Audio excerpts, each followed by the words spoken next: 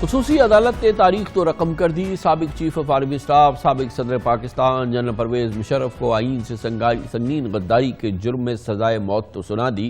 لیکن کیا واقعی اس سزائے موت پر کے فیصلے پر عمل درآمد ہو جائے گا؟ کیا یہ فیصلہ اب پتھر پہ لکیر ثابت ہوگا؟ کیا جنرل پرویز مشرف کو اپیل دائر کرنے کے لیے ملک واپس آنا ہوگا؟ کیا اس پورے پس منظر میں حکومت جو کہ بھرپور انداز میں ریاست بھرپور انداز میں جنرل پرویز مشرف کے ساتھ کھڑی ہے وہ اسی طرح سے کھڑی رہے گی، اور اب یہ کیس کس رخ پہ جائے گا؟ یہ بات آپ کے علم میں ہونا چاہیے، کیونکہ یہ فیصلہ خصوصی عدالت جس کو کہ اس مقدمے کے لیے خصوصی طور پر تشکیل گیا تھا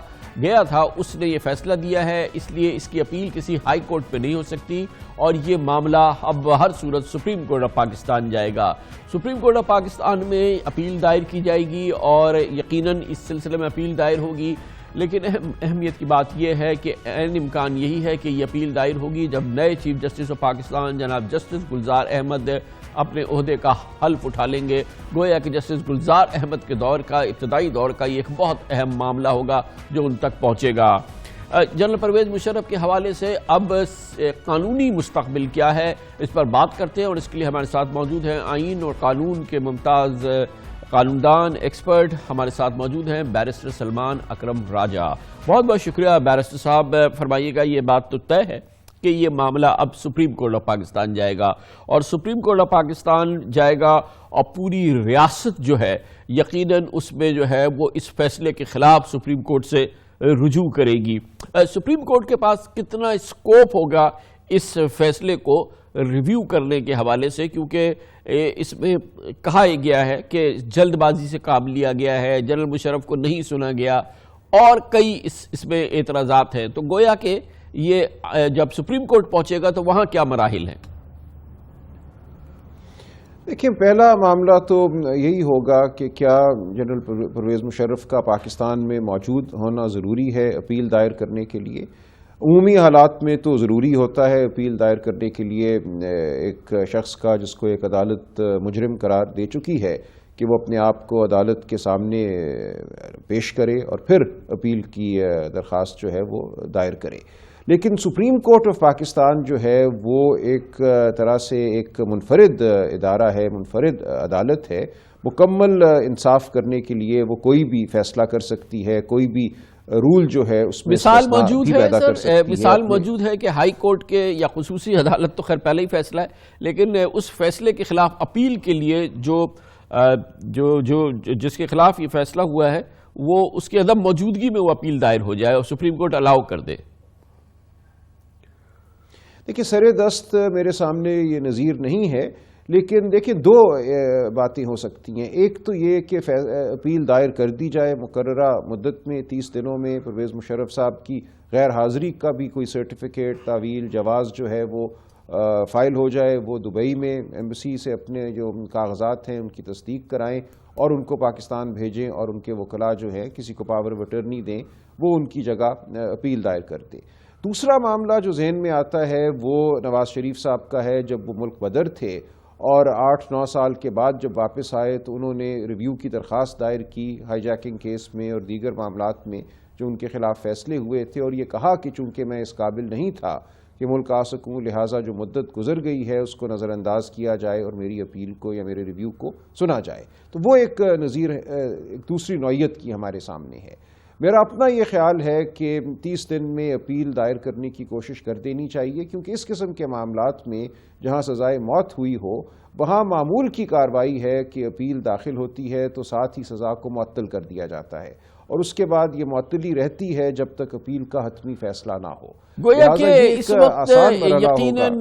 جنرل صاحب کی بھی، جنرل مشرف کی بھی، اور تمام ریاست کی بھی، اور مجھے یقین ہے فوج کی بھی پہلی چیز تو یہ ہے کہ یہ فیصلہ تو معطل ہو. اور آپ فرما رہے ہیں کہ یہ ایک روٹین کا عمل ہو سکتا ہے، عدالتی عمل ہو سکتا ہے، کیونکہ ایک بار اگر فیصلہ معطل ہو گیا تو پھر وہ سزائے موت کے مجرم تو نہیں قرار پائیں گے نا. جی، ان کی سینٹنس اگر معطل ہو جاتی ہے تو اس کے بعد ظاہر ہے جب تک حتمی کارروائی نہیں ہوتی، حتمی طور پہ اپیل کا فیصلہ نہیں ہوتا، وہ سزائے موت کہ مجرم نہیں قرار پائیں گے، یہ درست بات ہے، اور سزا کی معطلی جیسا کہ میں نے عرض کیا ایک معمول کی کارروائی ہوگی۔ یہ بھی فرمائیے گا کہ اب اس میں اسکوپ کتنا ہے، اس کیس کو ریویو کرنے کا اسکوپ کتنا ہے، کیونکہ بہرحال مخصوص کیفیت تھی جس میں یہ خصوصی عدالت بنی، یہ فرد جرم عائد ہوئی، یہ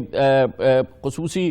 جو ہے وہ مقدمہ بنا، پہلی بار پاکستان کی تاریخ کا وہ جناب نواز شریف کے دور میں بنا، اور جناب نواز شریف کی ایک مخصوص سیاسی پوزیشن تھی جنرل مشرف کے حوالے سے، ان کے ملٹری ٹیک اوور کے حوالے سے۔ موجودہ حکومت کہتی ہے کہ یہ سب جو ہے یہ پریجڈس تھا، اس میں باعث سے کام لیا گیا اور اس میں انصاف نہیں کیا گیا، اور اس لیے یہ حکومت جو ہے اس کو نئے سرے سے ٹریٹ کرے گی، نئے سرے سے سپریم کورٹ آف پاکستان کے سامنے پیش کرے گی۔ یقیناً اس کا بہت بھاری وزن تو ہوگا۔ ظاہر ہے جی، سنگین غداری کے معاملات میں مقدمے کو چلانا، پروسیکیوٹ کرنا سراسر وفاقی حکومت کی ذمہ داری ہے، اور ایک طرح سے ان کی ثوابدید ہے کہ وہ اس کو کس طرح سے چلاتے ہیں، کس کے خلاف مقدمہ بناتے ہیں، کس کے خلاف مقدمہ نہیں بناتے۔ کوئی عام شخص کی کمپلین جو ہے یا استغاثہ جو ہے وہ دائر نہیں کر سکتا۔ اب یہاں ایک اور جو منفرد صورتحال ہے وہ یہ ہے کہ 2009 میں سپریم کورٹ 3 نومبر 2007 کے واقعے کے حوالے سے یہ فیصلہ تو دے چکی ہے کہ وہ آئین کی پامالی تھی، وہ ایک طرح سے سبورژن آف دا کانسٹیٹیوشن تھی۔ اب جو بنیادی چارج ہے جنرل پرویز مشرف پہ، اس کے حوالے سے تو سپریم کورٹ اپنی رائے پہلے دے چکی ہے۔ اب یہاں جو معاملہ باقی رہ جاتا ہے وہ ٹرائل کے حوالے سے رہ جاتا ہے کہ کیا ٹرائل شفاف انداز میں چلی، قانون کے مطابق چلی، کیا پرویز مشرف صاحب کو مزید وقت ملنا چاہیے تھا اپنا بیان قلم بند کرانے کے لیے، کیا ان کو کوئی مزید اگر وہ گواہ پیش کرنا چاہتے تھے، یا وفاقی حکومت نے جو درخواست دی کہ وہ کوئی مزید گواہ یا مزید شواہد پیش کرنا چاہتے ہیں، یا مقدمے کو وہ تبدیل کرنا چاہتے ہیں، کیا ان سب عوامل کو سامنے رکھتے ہوئے عدالت کو فیصلہ دینا چاہیے تھا یا نہیں دینا چاہیے تھا؟ یہ ایک تکنیکی نوعیت کی بحث ہے جو سپریم کورٹ کے سامنے میں سمجھتا ہوں بہت اہم ہوگی، اور اسی کی بنیاد پر حتمی فیصلہ سامنے آئے گا۔ اور اپیرنٹلی لگتا یہی ہے کہ یہ اب معاملہ شروع ہوگا جب جسٹس گلزار اس مہینے کے اگلے ہفتے پرہیپس وہ اپنے عہدے کا حلف لے لیں گے اور ان کا ٹینیور شروع ہوگا، تو یہ ان کے دور کا ایک بہت اہم اور تاریخی معاملہ ہوگا جس سے ان کا ٹینیور کی ابتدا ہوگی۔ دیکھیں، یہ ایک فوجداری نوعیت کا معاملہ ہے، اس میں جو پہلی سماعت ہوگی وہ تو ظاہر ہے جلدی ہو جائے گی، اور اگر اپیل جو ہے وہ ایڈمٹ ہو جاتی ہے، مشرف صاحب آتے ہیں یا ان کی غیر حاضری میں بھی اس کو ایڈمٹ کر لیا جاتا ہے، تو پھر تو ایک معمول کی کارروائی ہوگی جس میں معاملے کو دیکھ کر جو سزا معطلی کا معاملہ ہے اس کا فیصلہ کیا جائے گا۔ اس کے بعد جو حتمی سنوائی ہے اپیل کی، وہ ضروری نہیں ہے کہ اگلے 2، 4، 5 ہفتوں میں ہو، وہ اپنے شیڈیول کے مطابق جو سپریم کورٹ میں ایک اس وقت فوجداری مقدمات کے حوالے سے جو بھی ٹائم لائن ہے اس کے مطابق اس مقدمے کو سنا جائے گا، اور وہ ہو سکتا ہے کچھ ماہ میں ہو یا سال میں ہو۔ اس حوالے سے یہ نہیں سمجھنا چاہیے کہ معاملہ فوراً چل پڑے گا، پہلی دوسری سماعت جلدی ہوگی، اس کے بعد جو سماعتیں ہیں وہ کچھ تعطل کے بعد ہوں گی۔ بہت بہت شکریہ جناب بیرسٹر سلمان اکرم راجہ ہمارے ساتھ موجود تھے۔ آپ نے سنا کہ سپریم کورٹ آف پاکستان یہ معاملہ جائے گا، جہاں پر لگتا یہ ہے کہ جو حکومت کا ورژن ہے، جو حکومت چاہتی ہے کہ جنرل پرویز مشرف کی فی الحال سزا معطل ہو جائے، وہ مجرم نہ ہو، آئین سے سنگین غداری کے خصوصی عدالت نے جو فیصلہ دیا ہے وہ معطل ہو جائے، تو ایک سٹیٹس ہو جائے گا، نیوٹرل سٹیٹس ہو جائے گا، اس کے بعد یہ کیس چلتا رہے، شاید اس میں کوئی بہت بڑی مشکل نہ ہو۔